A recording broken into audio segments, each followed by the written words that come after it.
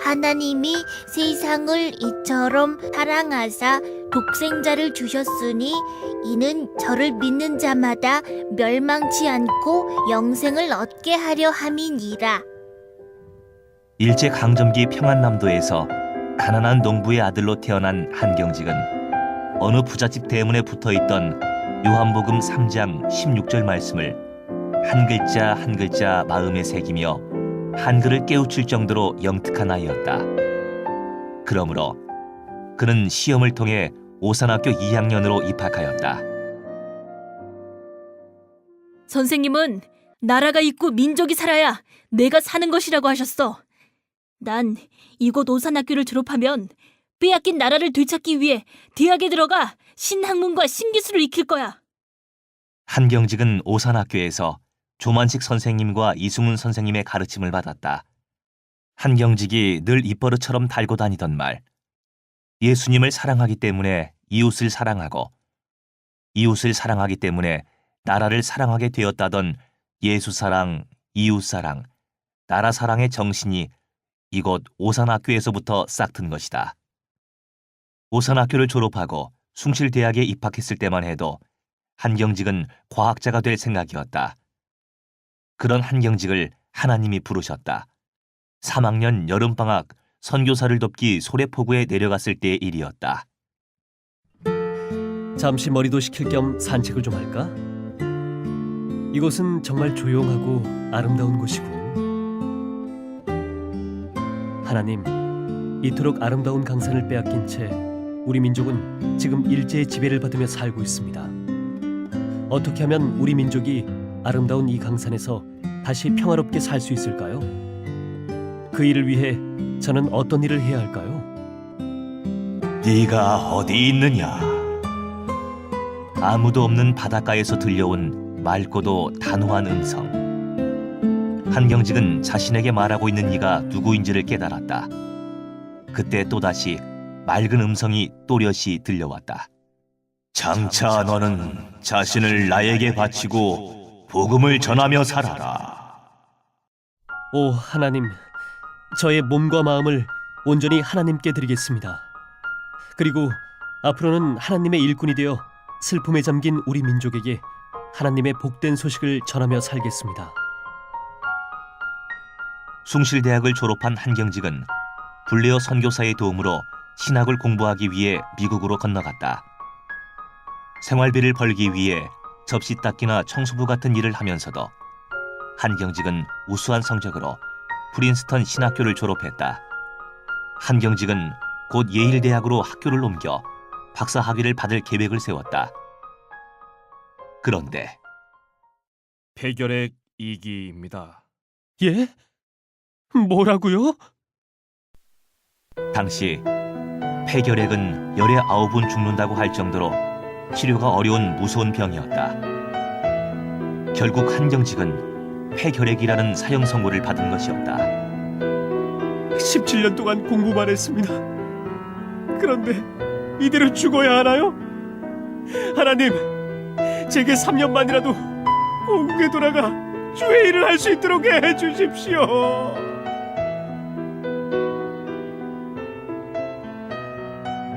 어쩌면 나는 하나님을 섬기기보다 신학 박사가 되어 출세를 하고 싶었던 건지도 몰라.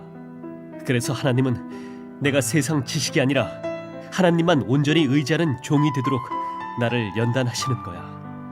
사는 것도 죽는 것도 모두 하나님 뜻에 맡기자. 여러 사람들의 도움으로 알바커키 요양원에 머물며 한경직은 모든 것을 내려놓고 온전히 자신을 하나님께 맡기기로 했다.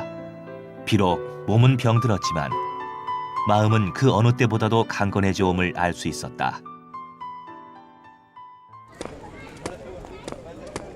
한경직이노 위험인물이문이다. 한경직이 대학에서 학생들을 가르치지 못하게 해야 하문이다. 교회에서 청년들을 선동하는지도 철저히 감시해야 하문이다. 병이 어느 정도 나아졌을 때 한경직은 고국으로 돌아왔다. 그러나 고국에서는 폐결핵보다 더 무서운 일제가 그를 기다리고 있었다. 일제는 교회를 탄압하기 시작했고 결국 많은 교회들이 교회 문을 닫아야 했다. 하나님, 일제는 지금 태평양 전쟁을 일으켜 우리 청년들을 마구 끌어가고 있습니다. 정의를 사랑하시고 불의한 자를 심판하시는 하나님, 우리 민족은 정녕 이대로 쓰러지는 것일까요?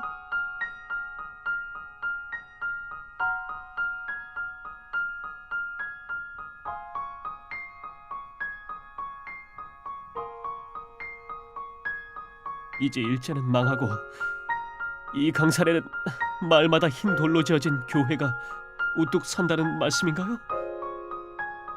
하나님, 감사합니다. 속히 그날이 오게 해주십시오.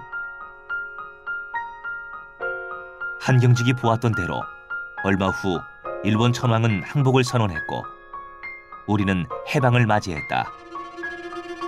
해방 후 공산당 때문에 남쪽으로 내려오게 된 한경직은 하나님이 보여주신 비전을 따라 지금의 흰돌로 된 영락교회를 세웠다. 고난을 이기고 하나님의 뜻이 바르게 서는 것, 이것은 부활의 결과였다.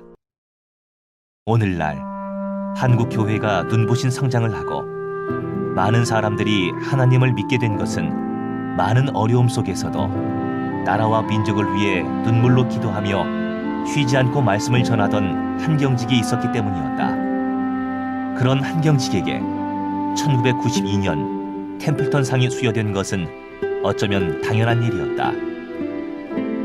템플턴 상은 마더 테레사 수녀처럼 하나님의 말씀과 사랑을 널리 알린 사람에게만 수여되는 종교 분야의 노벨상과도 같은 것으로 당시 상금은 102만 달러, 약 8억이나 되는 큰 액수였다. 이것은 제가 받은 것이 아니라 우리나라 교인들 모두가 받은 상입니다. 그리고 이 상금은 가난한 이웃을 위해 쓰라고 받은 돈입니다. 무엇보다 북한 교회와 교인을 돕는 데 쓰이면 좋겠습니다. 한경직은 직접 쓴 찬송가 444장 노랫말처럼 내게 주신 크신 사랑 무엇으로 보답할꼬 노래하며 2000년 4월 교회의 뜰을 내어다보는 가운데 고요히 눈을 감았다. 그가 떠난 자리에는 낡은 휠체어와 달아빠진 신발, 그리고 헌 모자만이 그가 어떻게 살아왔는지 말해주고 있었다. 많은 것을 가질 수 있었지만 자신의 이름으로는 은행 통장 하나도 가지지 않았던 한경직. 하나님의 사랑에 보답하기 위해 모든 것을 내어준 그는 이 땅에 가장 부유하면서도 가장 아름다운 빈손이었다.